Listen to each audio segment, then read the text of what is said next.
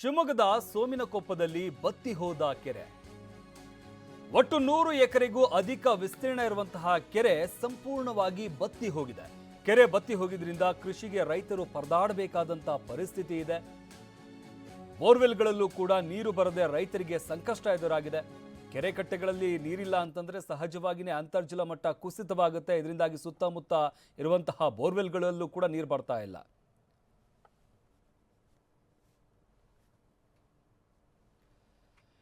ಈ ವಿಚಾರಕ್ಕೆ ಸಂಬಂಧಪಟ್ಟಂತೆ ನಮ್ಮ ಪ್ರತಿನಿಧಿ ಅಲ್ಲಿಂದ ಪ್ರತ್ಯಕ್ಷ ವರದಿಯನ್ನು ಕೊಟ್ಟಿದ್ದಾರೆ, ನೋಡೋಣ ಬನ್ನಿ.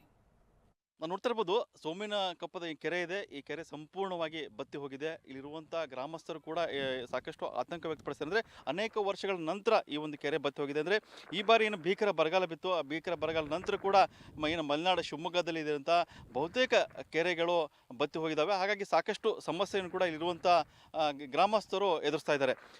ಇದು ಶಿವಮೊಗ್ಗದ ಸೋಮಿನಕೊಪ್ಪ ದೊಡ್ಡ ಕೆರೆ. ಇದು ಈ ಕೆರೆ ಸಂಪೂರ್ಣವಾಗಿ ಬತ್ತಿ ಹೋಗಿದೆ. ಎಷ್ಟು ವರ್ಷಗಳ ನಂತರ ಇರ್ತಾ ಆಗಿದೆ ಅಂತ? ಒಂದು 15-20 ವರ್ಷ ಆಯಿತು ಈ ಥರ ಬತ್ತು ಹೋಗಿ. ನೀರು ಅಲ್ಲಿಂದ ಮಳೆ ಇದು ಬರ್ತಾ ಇದ್ವಲ್ಲ, ಇಲ್ಲಿ ಲೋಟ ಇದು ಲೋಟಲ್ಲಿ ಅಲ್ಲಿ 4-5 ಕಡೆ ಇದು ಬರೋದು ಹಳ್ಳ ನಿಲ್ಸಿದ್ದಾರೆ. ಆ ಹಳ್ಳ ಕ್ಲೀನ್ ಮಾಡಿದ್ರೆ ಇದು ಯಾವ ಕಾರಣಕ್ಕೆ ಬತ್ತಿದ್ದಿಲ್ಲ. ಅದು ಇದನ್ನು ಮಾಡ್ತಾ ಇದ್ದೀವಿ. ಇಲ್ಲಿ ಲೋಟಾಗಿ ಮೇಲೆ ಕೆಳಗಡೆ ಎಲ್ಲ ಆ ಕಡೆಗೆ 3 ಕಡೆಯಿಂದ ನೀರು ಬರೋದು, ಇದಕ್ಕೆ ಅದು ಎಲ್ಲ ಬಂದಾಗಿದೆ. ಮಳೆ ಇಲ್ಲ, ಬೆಳೆ ಎಲ್ಲ ಮಳೆ ಇದ್ದು ಹೋಗ್ಬಿಟ್ಟು ಎಲ್ಲ ಒಣಗಿ ಹೋಗ್ಬಿಟ್ಟೈತೆ. ಇಲ್ಲ ಇದು ಯಡಿಯೂರಪ್ಪ ಮುಖ್ಯಮಂತ್ರಿ ಆಗೋ ಟೈಮಿಗೆ ಗ್ಯಾಜನೂರುವರೆಯಿಂದ ಇದಕ್ಕೆ ನೀರು ಬರ್ತಂತ ಮಾಡಿದ್ರು. ಎಲ್ಲ ಇದು ಹರ್ನಳ್ಳಿ ಗ್ರಾಮಾಂತರ ತನಕ ಬಂತು ನೀರು. ಇಲ್ಲಿಂದ ಈ ಕಡೆ ನೀರು ಬಿಟ್ಟಿಲ್ಲ, ಎಲ್ಲ ಅಲ್ಲಲ್ಲೇ ಕಟ್ ಮಾಡಿಬಿಟ್ರು ಅವರು. ಆವಾಗಿಂದ ಇಲ್ಲ ಲೌಟಾಗಿ ಎಲ್ಲ ಅಲ್ಲಲ್ಲೇ ಸ್ಟಾಪ್ ಆಗಿಬಿಡ್ತು. ನಮ್ಮ ಕೆರೆಗೆ ನೀರು ಆಗಿತ್ತಂತ 6-7 ಕೋಟಿ ಶಾಂಕ್ಷನ್ ಮಾಡಿದ್ರು ಅವರು. ಒಂದು ಹನಿನೂ ನೀರು ಬಂದಿಲ್ಲ ಆವಾಗಿಂದ.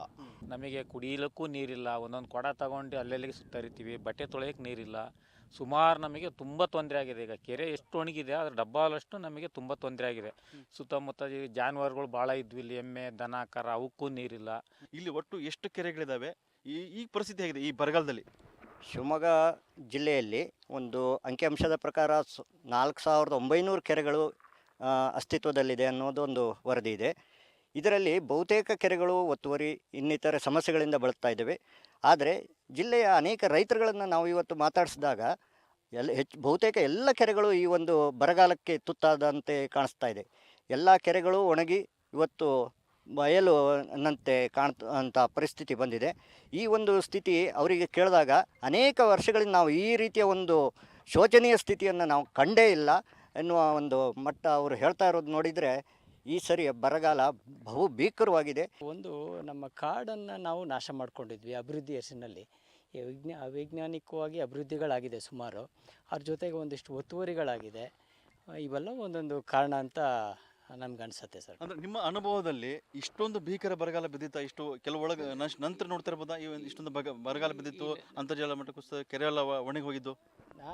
ನಾನು ಹುಟ್ಟಿ ಬೆಳೆದಿದ್ದು ಶಿವಮೊಗ್ಗನೇ. ಒಂದು 55 ವರ್ಷದಿಂದ ಇಲ್ಲಿದ್ದೀನಿ.